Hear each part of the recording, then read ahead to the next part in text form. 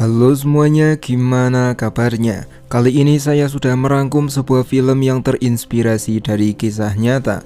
Sebuah perusahaan besar overpower sudah mencemari lingkungan. Banyak korban jiwa yang berjatuhan, tapi pemerintah tidak melakukan apapun. Pemerintah justru berada di pihaknya perusahaan. Cerita di film ini tuh kayak gak asing gitu, kayak di mana ya? Di mana gitu. Lalu tanpa berlama-lama, langsung saja kita ke alur ceritanya.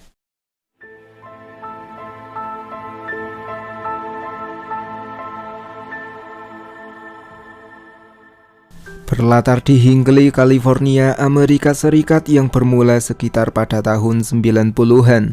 Cerita pun difokuskan ke seorang janda anak 3 yang bernama Erin Brockovich. Ia sedang melamar pekerjaan. Erin menjelaskan tentang dirinya kepada HRD. Erin hampir kuliah. Ia pengen jadi perawat dan dulu Erin tertarik dengan ilmu geologi. Tapi takdir pun berkata lain, di mana keluarga Erin yang masih miskin menikahkan Erin saat Erin sudah lulus SMA. Erin terus memelankan nada supaya ia diterima. Ia juga mencoba menjilat HRD itu, tapi sayangnya Erin tetap ditolak.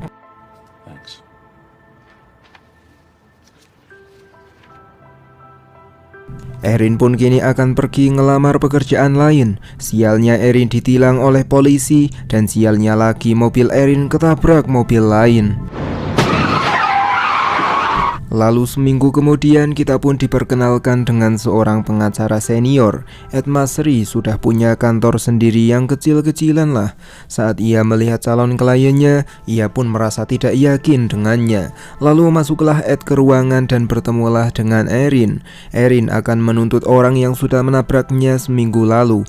Ed pun setuju dan Ed akan membuat pelaku untuk membayar uangnya kepada Erin. Lalu di persidangan, Erin menjelaskan soal tabrakan itu. Akibatnya Erin jadi utang kepada rumah sakit sebesar $17.000. Pengacara terdakwa yang mendengar itu, ia pun menyerang Erin balik. Ia tahu kalau Erin punya 3 anak kecil dan 2 mantan suami, serta Erin tidak punya uang. Ia berasumsi kalau Erin sedang gak fokus dan melanggar lalu lintas, makanya Erin tertabrak Jaguar. Jadi ini semua adalah salahnya Erin sendiri. That asshole smashed in, tearing around the corner, out of control. Feeling pretty desperate. Setelah persidangan selesai, Erin merasa sudah salah pilih pengacara karena Erin kini kalah di persidangan, padahal jelas-jelas si pemilik Jaguar yang menabrak mobilnya Erin. Pulanglah Erin ke rumah. Erin langsung mengurusi penggawean Umah dan anaknya. Karena nggak ada makanan matang, Erin pun terpaksa ngajak anak-anaknya makan di restoran paling murah di kota tersebut. Minggu kemudian Erin sudah baikan. Ia pun tak henti-hentinya mengajukan lamaran pekerjaan ke sana kemari. Tak lupa Erin pun juga menelepon kantornya Ed, yang dimana Ed kini baru saja sampai di kantor. Ed pun bertanya-tanya kepada bawahannya mengapa Erin berada di kantor. Mereka pun bilang kalau Erin ingin bekerja di kantornya Ed. Awalnya Ed tidak menerima Erin, tapi Ed melihat bakat dan kegigihannya Erin dalam berbicara. Ed pun menerima Erin meskipun pendidikan Erin tidak tinggi.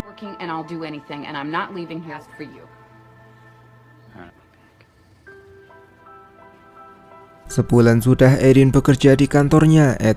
Erin minta bayaran secara halus.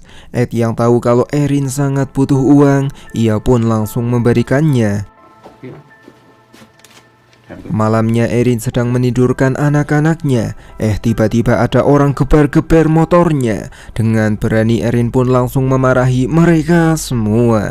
Ternyata pria ini adalah tetangga barunya Erin yang bernama George. Ia pun dengan sopan minta kenalan dengan Erin. Bahkan George minta nomornya Erin. Erin pun langsung ngasih paham kalau ia sudah punya 3 anak dan di tabungan banknya Erin cuma punya $16. 16 is the number of dollars I have in my bank account. George? Lalu esoknya Ed menyuruh Erin pakai pakaian yang lebih sopan. Tapi Erin tidak mau diatur oleh siapapun soal pakaian. Rethink your wardrobe a little. As long as I have one ass instead of two. Setelah itu Erin kebingungan soal berkas real estate yang ada sampel darahnya. Ia bertanya-tanya kepada rekanita kantor, tapi wanita itu menyuruh Erin mencari tahu sendiri karena Erin sudah cukup lama bekerja. Pulanglah Erin ke rumah. Ia sempat panik karena anak-anak gak ada, dan ternyata anaknya Erin sedang makan siang bareng George. Sejak anak-anaknya Erin diurus oleh George, Erin jadi gak marah lagi kepada George. Erin justru makin akrab dengan George. Bed. Not leaving my kids with you. Why? Really, seriously? Kids. Kids. Setelah itu sambil ngomong, Erin tak henti-hentinya mencoba memahami berkas suatu perusahaan yang aneh itu. Dan esoknya Erin meminta izin kepada Ed untuk mencari tahu informasi lebih lanjut soal berkas tersebut. Ed pun mengizinkan Erin untuk menyelidikinya. Sure. You don't mind? Setelah berjam-jam nyupir mobil bututnya, sampailah Erin di desa Hinckley. Ia pun ke rumah salah satu warga yang data medisnya tercatat di perusahaan. Wanita ini bilang kalau perusahaan PG&E akan membeli semua rumah di Hinckley, tapi wanita ini tidak mau menjualnya. Erin pun melanjutkan membahas soal data medis. Erin bingung, jika itu cuma soal jual beli tanah, mengapa harus disertakan data medis para warga? Wanita ini bilang kalau semua biaya warga di rumah sakit ini ditanggung oleh perusahaan PG&E. Oleh sebab itulah mereka bisa dapat data medis semua warga Hinckley. Dan penyebab utamanya adalah kromium. Because of the chromium. The what? Well, they paid for the doctor's visit. Esoknya Erin pun langsung datang ke rumah sakit. Ia tanya kepada temannya soal kromium. Temannya Erin bilang kalau kromium dibagi menjadi 3. Strike up kromium baik bagi tubuh. Krom 3 cukup jinak, dan yang paling berbahaya adalah hexavalen kromium. Orang yang terpapar hexavalen kromium bisa mengalami sakit kepala kronis, sesak nafas, gagal hati dan jantung, gagal reproduksi, kerusakan tulang dan organ dalam lainnya, serta tentu saja bisa terjangkit kanker. Hexavalen kromium sangat beracun dan sangat karsinogenik. Biasanya kromium digunakan untuk menghilangkan karat. Jika Erin mau tahu jenis kromium apa yang digunakan di Hinckley, Erin harus mengambil sampel airnya. And this chrome 6, hexavalent chromium is in the water to prevent corrosion. Well, Plus, of course, any type of cancer. Esoknya Erin datang untuk mendapatkan sampel air. Erin menyamar sebagai pekerja bernama Pate yang disuruh bosnya untuk mengambil sampel karena bosnya tersandung kasus sengketa air. Pria ini pun percaya, namun dia menyuruh Erin mencari data sampel itu sendiri. Married? Myself, would that be all right with you? Oh, heck yeah. 5 jam sudah Erin di situ, tapi Erin belum menemukan sampel air di Hinckley. Dan beberapa jam kemudian Erin pun menemukan sebuah data yang sangat mengejutkan, di mana PG&E menggunakan kromium jenis hexavalen di perusahaan mereka yang terletak di desa Hinckley. Singkat cerita, sampailah Erin di kantor, tapi barang-barang dan pekerjaannya Erin sudah dikukuti semua. Erin pun menemui Ed tentang apa yang sudah terjadi.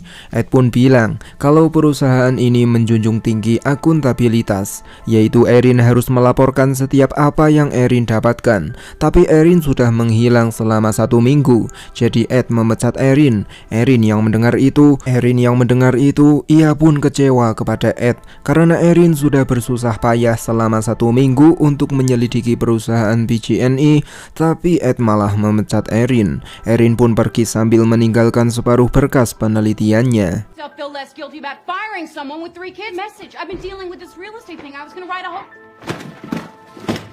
Saking kesalnya Erin soal hal barusan, saat ia pulang, George yang sedang membetulkan saluran air pun ikut kena getahnya. Their kids run around in a place.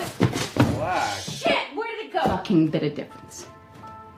Sambil nangis, Erin pun bercerita kalau dulu dia adalah pemenang Miss Wichita. Hidup Erin dulunya sangat bermakna, tapi sekarang kayak nggak ada gunanya dan nggak ada tujuan. George yang mendengar itu, ia pun menenangkan Erin.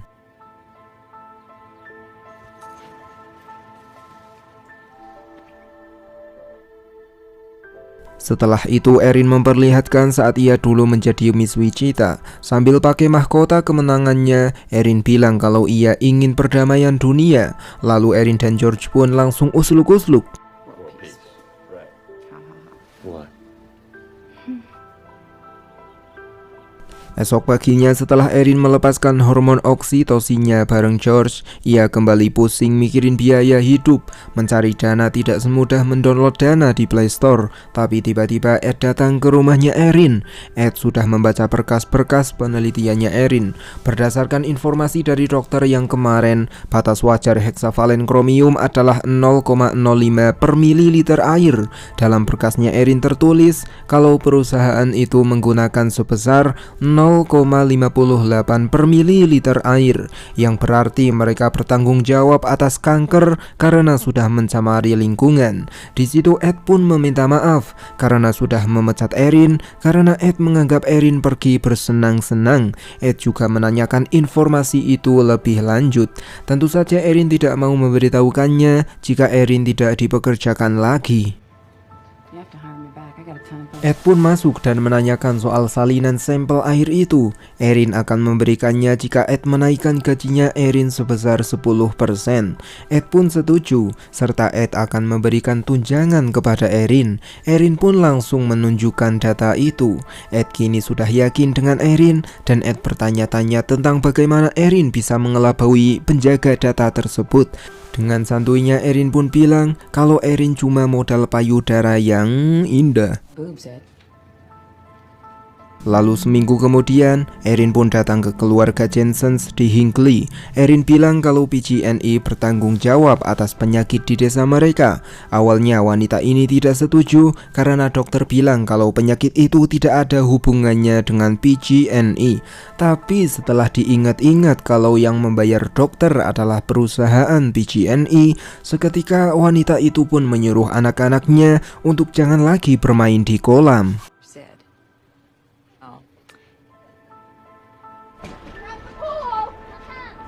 Esoknya Ed dan Erin pun mendatangi pengacaranya perusahaan PG&E. Pengacara itu bilang kalau PG&E akan membayar sekitar $250.000 jika keluarga Jensens mau melepas tanahnya. Serta pengacara itu juga tak mengakui kalau perusahaan PG&E adalah penyebab utama timbulnya penyakit di desa Hinckley.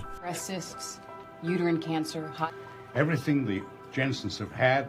Lalu Ed dan Erin tidak setuju, mereka pun akan pergi. Pengacara itu pun langsung mengancam agar mereka tidak memojokkan perusahaan PG&E yang bernilai $28 miliar. Ed yang mendengar itu, ia pun tidak takut. PG&E is a $28 billion. Before you go off on some crusade. Oh, 28 billion. Lalu malam harinya Erin pun bekerja sangat keras. Ia sudah berjam-jam membaca berkas-berkas. Datanglah pasangan yang dulu pernah tinggal di Hinckley. Tanah mereka sudah dijual ke Hinckley tahun lalu. Mereka sudah mendengar soal Erin yang menyelidiki kromium. Mereka menunjukkan foto ayam yang dulu kena tumor, serta dulunya wanita ini pernah keguguran 5 kali saat tinggal di Hinckley. 5 miscarriages. Lalu sampailah Erin di rumah. Di tengah kesibukan kerjanya, rupanya anak-anaknya Erin mulai ngambek gara-gara ibunya terlalu sibuk bekerja.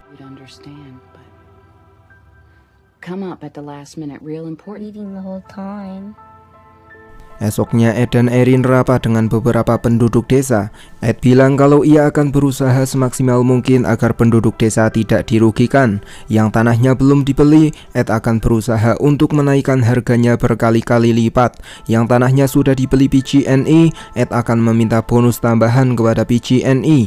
Biaya untuk kerja kerasnya Ed adalah 40%. Para warga yang mendengar biayanya Ed, mereka pun sempat ragu. Tapi Erin pun berkata, 40% memang terdengar mahal, tapi jika Ed gagal menang di pengadilan, maka mereka tidak perlu membayar kepada Ed. Seketika mereka pun langsung setuju.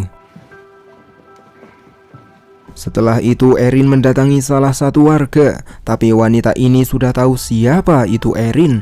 Ia pun menolak untuk memberikan informasi. Erin pun lebih memilih ke rumah yang membukakan pintu.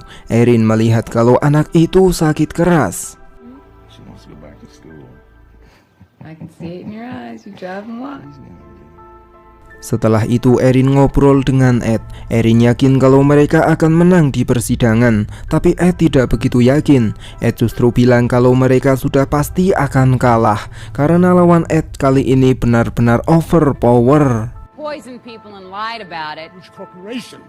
They could bury us in Lalu di sore harinya tanpa sepengetahuan dari siapapun, dengan berani Erin masuk ke wilayah terlarang. Erin mengambil sampel air secara real time agar mendapatkan hasil yang memuaskan.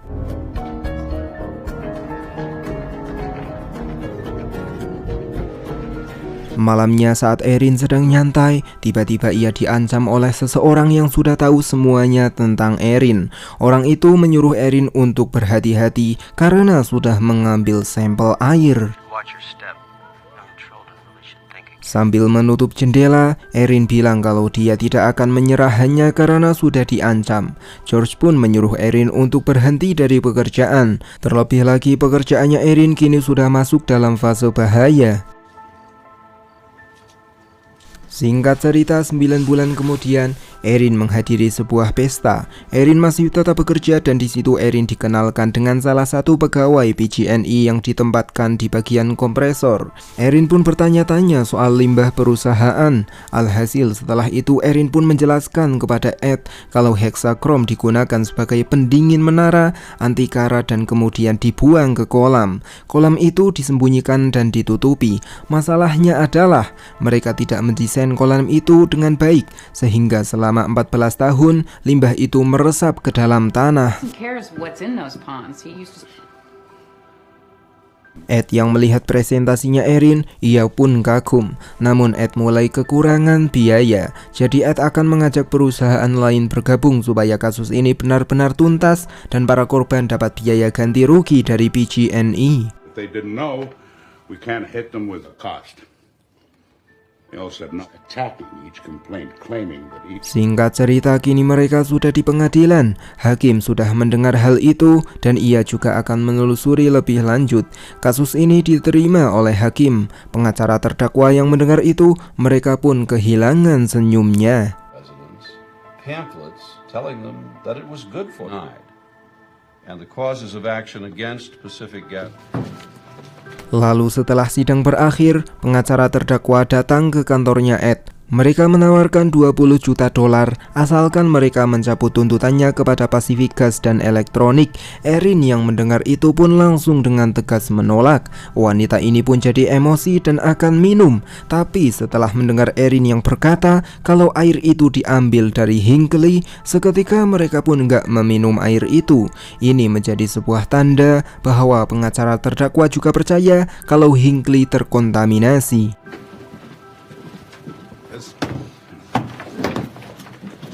Lalu sepulangnya Erin dari kantor, George melamar Erin. Tapi George berkata kalau Erin harus fokus kepada anaknya dan Erin harus berhenti bekerja. Erin yang mendengar itu, ia pun belum bisa menerima George. Terlebih lagi Erin akan tetap memperjuangkan keadilan yang sudah diruntuhkan oleh perusahaan PG&E.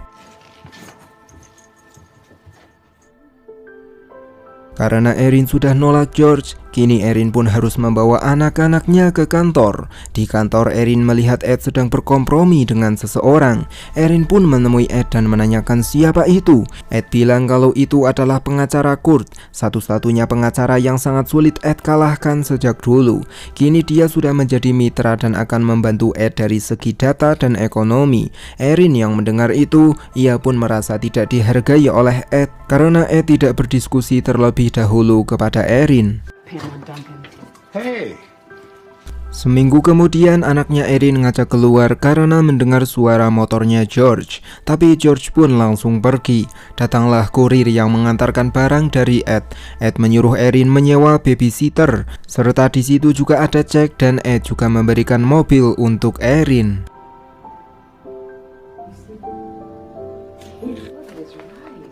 Beberapa hari kemudian, Erin dan Ed diskusi dengan Kurt dan asistennya Kurt. Erin bilang kalau mereka punya 634 penggugat. Asistennya Kurt yang mendengar itu, ia pun tak mau kalah saing dengan Erin. Ia merendahkan Erin sambil mengeluarkan data-data korban. Dia sangat yakin kalau Erin tidak hafal setiap nomor telepon keluarga korban.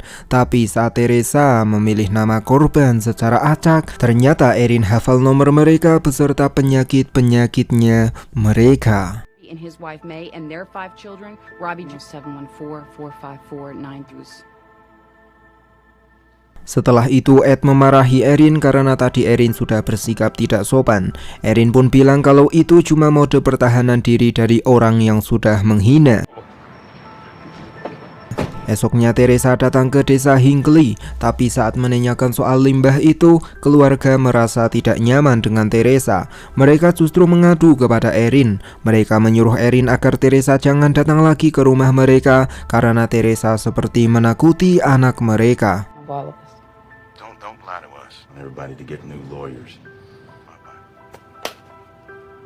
Meskipun kini Erin sedang sakit, tapi ia pun berangkat ke kantor. Ia melihat Ed sedang rapat tentang PG&E. Ed pun keluar menemui Erin. Erin marah-marah karena Erin tidak dilibatkan dalam rapat.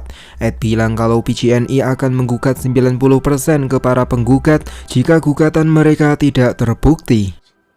And what, Ed? I read with that letter she wrote to the press. She called us thieves. They're all get well. Singkat cerita, sebulan kemudian Ed sudah mengumpulkan orang-orang desa Hinckley. Ed bilang kalau mereka harus kompak supaya menang di hadapan hakim. Canal controversy and those people in this room who can't. But I do not believe and I wouldn't say this. Setelah itu Erin dan Ed diskusi. Mereka sudah mencatat kalau tadi ada 150 orang yang gak datang.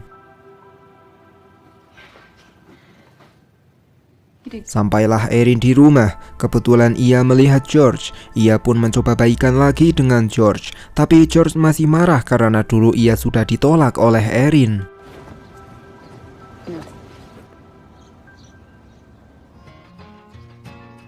Kemudian Erin dan Ed tak henti-hentinya mengumpulkan bukti. Mereka mendatangi satu persatu rumah orang yang gak hadir dan mereka meminta catatan tentang 1978. Keadaan kini mulai membaik. George sudah memaafkan Erin dan ia juga pelalah mengurusi anaknya Erin lagi saat Erin bekerja. Anaknya Erin yang berusia 7 tahun membaca berkas soal anak yang sakit seusianya. Ia menanyakan mengapa bukan ibunya anak itu yang menangani kasus dan bukan Erin yang menangani. Erin bilang kalau ibu dari anak itu sakit juga.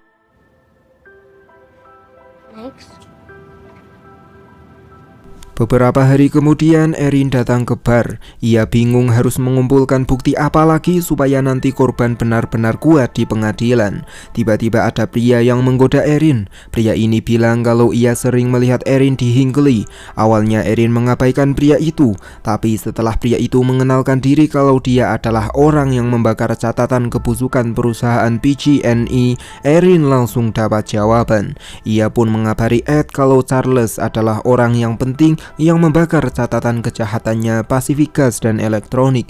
Ed pun menyuruh Erin untuk jangan panik dan jangan menakuti Charles karena Charles bisa jadi orang yang bersaksi di pengadilan. Lalu masuklah Erin ke dalam bar lagi. Charles sudah tahu siapa itu Erin dan Charles pun bercerita. Beberapa bulan lalu sepupunya Charles meninggal kena kanker ginjal. Awalnya dia cuma pakai masker bekas mimisan, tapi lama-kelamaan keadaannya makin memburuk.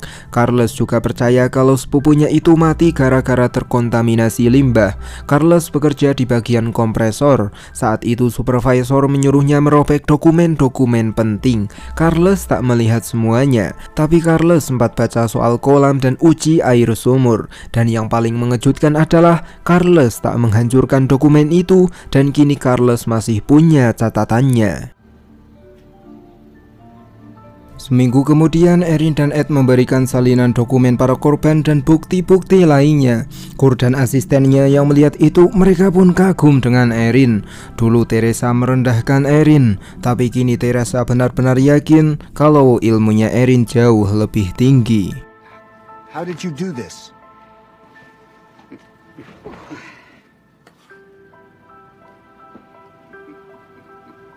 Singkat cerita, sebulan kemudian sidang pun kini sudah berakhir. Erin datang ke rumahnya salah satu korban yang anaknya sudah meninggal karena terjangkit penyakit.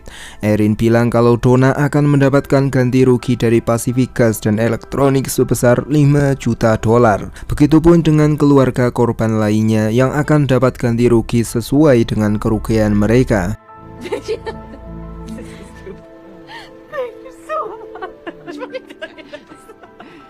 Lalu esoknya saat Erin bekerja, Ed menemui Erin sambil membawa cek. Ed meminta maaf karena cek itu tidak sesuai dengan yang didiskusikan di awal. Ed merasa Erin tidak pantas menerima angka yang sudah disepakati. Erin pun langsung marah-marah dan merasa dikhianati oleh Ed.